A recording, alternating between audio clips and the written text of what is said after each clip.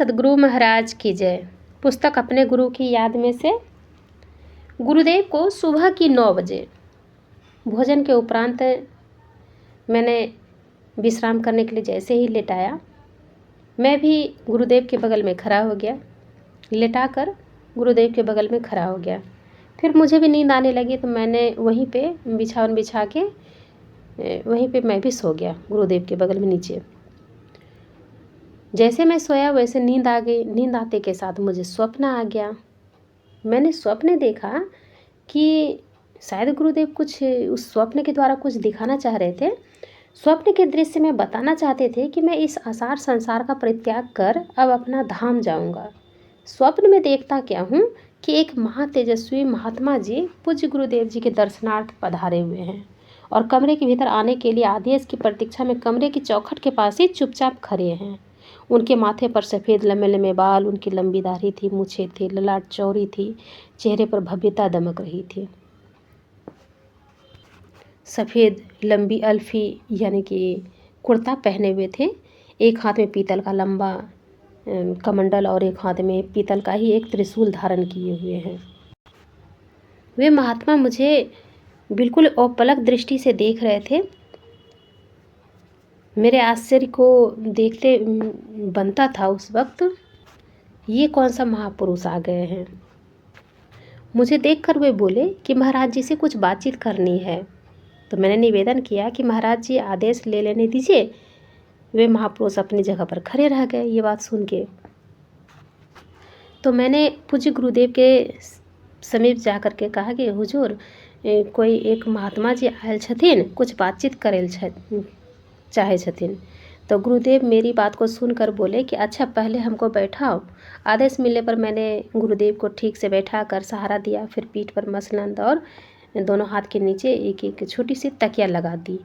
इतना कार्य करने के बाद दाहिने तरफ खड़ा हो गया। तो गुरुदेव उस महापुरुष को देखते हुए उन्हें बोलते हैं कि आप आइए। आदेश मिलने पर वे कमरे के भीतर आकर सन्मुख खड़े हो गए। गुरुदेव उनसे धीमे स्वर में बोले, कहिए क्या कहना चाहते हैं। तो उनके पूछने पर कि कहिए क्या कहना चाहते हैं, तो वे महापुरुष मेरी ओर देखने लगे। उनके देखने के भाव से यह लग रहा था कि मेरी कही हुई बातों को कोई सुने ना, लेकिन मेरी सेवा में तत्परता देख करके वे महापुरुष मुझे हटने के लिए बोल ना सके। तब उन्होंने क्या किया कि कुछ कहने के ख्याल से अपना मुंह पूज्य गुरुदेव के दाहिने कान में सटा दिया।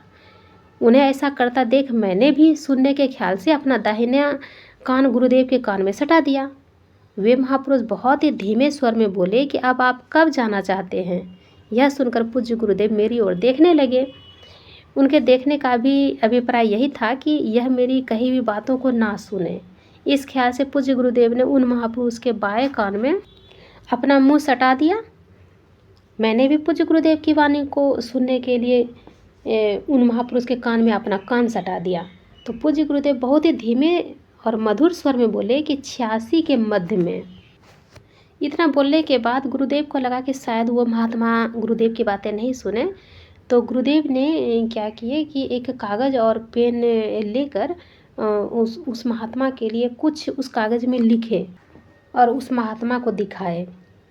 तो मैंने सोचा कि उस कागज़ में क्या लिखे हैं गुरुदेव, मैं भी देखूं, लेकिन मुझे स्पष्ट रूप से कुछ भी दिखाई नहीं दिया। मैं समझ ही नहीं पाया कि ये चीज़ क्या लिखा हुआ है। तभी गुरुदेव ने भगीरथ कह के मेरे स्वप्न को तोड़ दिया। मैं झट उठ के बैठ गया और उत्तर दिया, जी हुजूर की कहल जाए छे। तो पूज्य गुरुदेव इतना सुनकर धीमे स्वर में बोले कि बेटा हमको बैठाओ। आदेश पाते ही मैंने आसन पर ठीक से बैठा दिया और मन ही मन चिंतित होकर विचार करने लगा कि यह तो कुछ स्वप्न हो गया। मेरे मन में उदासी छा गई। मेरे मुखारविंद की ओर एक टक से गुरुदेव देखने लगे। पूज्य गुरुदेव अपनी आंखें बंद कर चुपचाप बैठे रहे। मैं भी गुरुदेव के मुखारविंद को देखता रहा। 5-7 मिनट के बाद गुरुदेव अपनी आंखें खोलते हैं और बोले कि अब आप जाइए। यद्यपि उस समय मेरे अतिरिक्त उनके समीप कोई भी व्यक्ति नहीं था।